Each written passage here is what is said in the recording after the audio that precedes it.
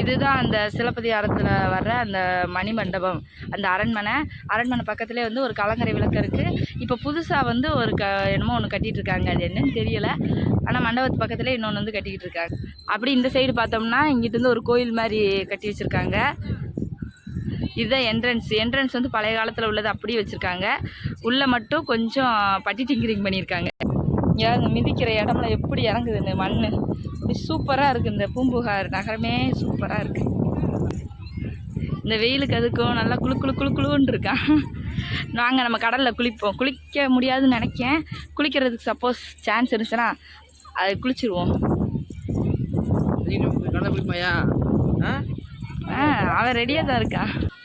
இந்த இப்போ தூத்துக்குடி பக்கம் மழை வந்துச்சுல, அது போல் நாகப்பட்டினம் பக்கமும் மழை வந்து அது அப்படியே தண்ணி போய் கடலில் கலக்குது. இது அபாயம், கடல் பகுதி, இறங்காதேன்னு போட்டிருக்காங்க. அதனால் நம்ம இன்றைக்கி குளிக்க முடியாது.